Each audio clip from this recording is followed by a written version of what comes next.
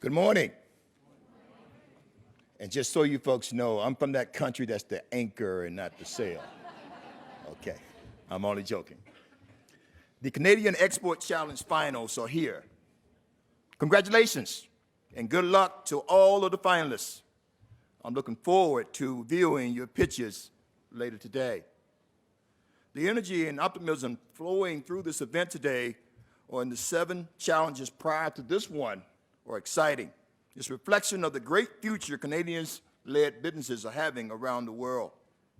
All of you and the hundreds of thousands of growing businesses across the country are showing more than ever the commitment to grow beyond Canada by taking your products and services across the globe. I'm also amazed to see how much support there is in Canada for growing businesses from organizations like Startup Canada, government bodies, and from corporate Canada. UP is one of the corporations that supports your growth. We understand that our role goes beyond supporting your supply chain needs.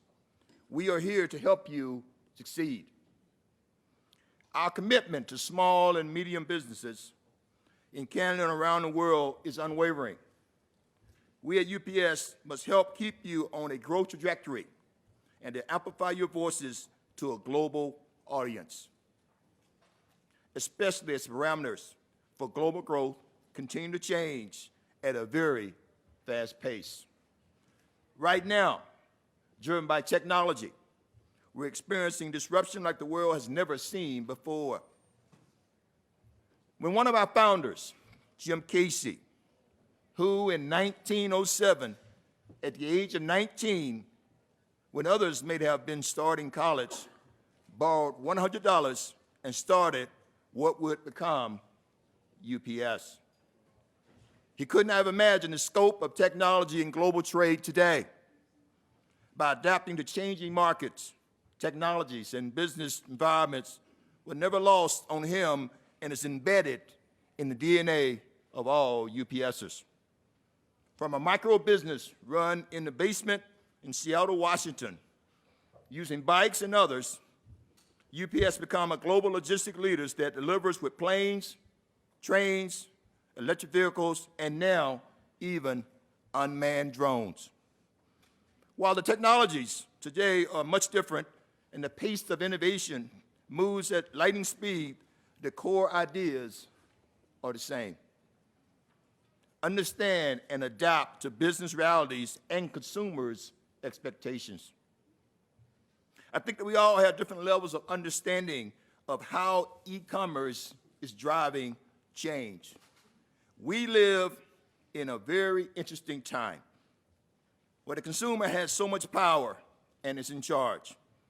But even with this knowledge, some businesses are scrambling to adapt their supply chain, processes, and technology to keep up.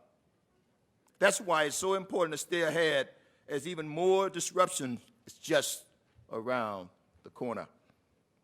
Futurist Ray Kurzweil wrote that the pace of progress was accelerating so fast that, and I quote, "We won't experience 100 years of progress in the 21st century. It will be more like 20,000 years of progress at today's rate." So how do we stay ahead of rapid progress? We must understand and be ready to adapt to megatrends right in front of us. Currently, 4 megatrends are defining the way businesses must navigate to improve their long-term vision. The first one is urbanization. More than half the world population lives in urban areas. And most global consumption is concentrated in cities that allow businesses to innovate and quickly scale their services. Behaviors and expectations of urban consumers have evolved accordingly, and their needs have become even more diverse. Seniors, for example, might expect personalized medicine delivered to their doorstep by a drone, possibly, while a more millennial-centric community might prefer pickup on the way back home from work. More than ever, businesses need to provide personalized service to get closer to their customers.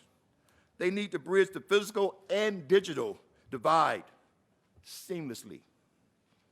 This is why UPS, for example, restructured its final mile delivery offering to allow both consumers and businesses to track, reroute, and reschedule their deliveries through UPS My Choice, allowing consumers to decide what works best for them. This brings me to the second mega trend, the empowered consumer. Empowered consumers armed with many choices are redefining e-commerce markets and eliminating physical-digital boundaries. Retail platforms offer consumers not only more product choices, but enable them to price shop with vigor. That makes trade-off between price, quality, delivery speed, value-added services, and really anything they desire, no matter how seemingly small it is.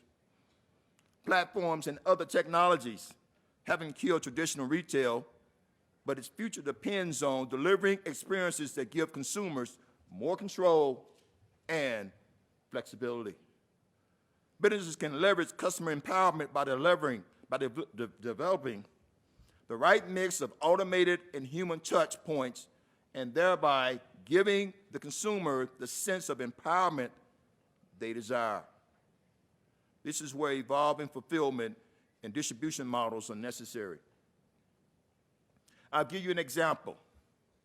UPS customer, Ariel Vent, who has joined us today, is based right here in the Greater Toronto area. They are manufacturers of patented, Canadian-made air registers, and they sell their products direct to consumers through their online store, as well as through distributors and retailers across Canada and the U.S. This is a young company, only 2.5 years in business. Their biggest challenge was finding a fulfillment service that was accurate, gave transparency to stock and order status, had good customer service, and complemented their retail and online market strategy. They're currently using the UPS Fulfillment Program, where order details are transmitted to the UPS Fulfillment Center, fulfilled and shipped.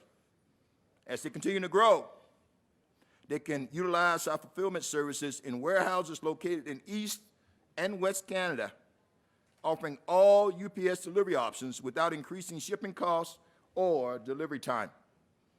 They are giving their empowered customers the same level of service options and transparencies, regardless of where in the country they are, where in the world they are, and they are ordering it directly from them. Consumer empowerment is a direct condition of technology, or what we describe as the third mega trend, the smart everything.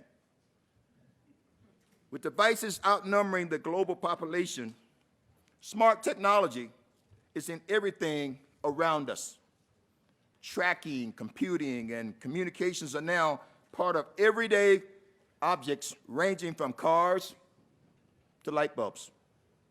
Consumers can now order products with voice commands. Refrigerators can automatically restock groceries. Machines can store replacement parts based on sensor data. You can shop by simply picking up your products in the store and walking out. All these innovations rely on technology-enabled interaction between consumers and their environment, as well as back-end logistics services and strategies deployed to meet market demands. The innovation might not be the technology itself, but the business processes that surround it, processes that can be mirrored just as easily in Beijing as they can right here in Toronto. Finally, megatrend number 4, and the reason why the Canadian Export Challenge exists. It's all about opportunities in new markets. By 2025, annual consumption in emerging markets will reach $30 trillion. Some call it's the biggest growth opportunity in the history of capitalism. Consumers in markets like China and India will represent more than 70% of the global e-commerce growth during the next decade. They are accustomed to a mobile-free, mobile-first, and service-rich environment. If you're in a conference room in China and want food, you then order it on your phone, head downstairs to the lobby, pick it up, make a payment, and leave a review, all within minutes. Apps like WeChat integrate finance, e-commerce, collaboration, social media entertainment, and so much more. Businesses should consider not just investing in the emerging markets, but learning from them. Only by immersing themselves in these markets can they find sustainable pathways for international growth. And by doing so, they might reimagine businesses at home as well. And never forget your diversity.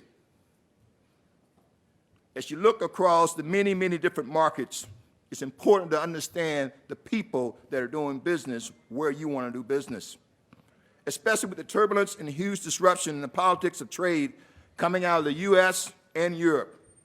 Canada, time to leverage that uncertainty is right now. For our part, UPS will continue to engage with government and policymakers on free trade agreements, advocating for rules that reflect the true global landscape, a landscape that benefits you. Today is a great example of how public and private organizations are collaborating with you to foster your growth, because your growth is critical for all of us.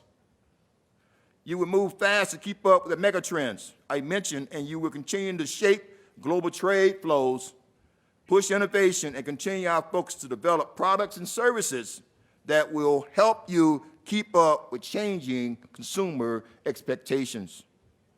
What is most impressive is how you all rely on each other.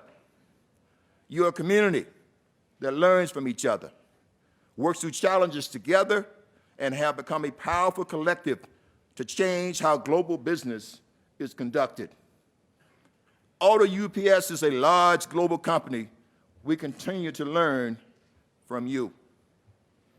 When I reflect on where we have been, where we are, and where we're going, I am most excited knowing that thanks to technology and trade, a startup has the same tools to serve customers and grow internationally as do large organizations.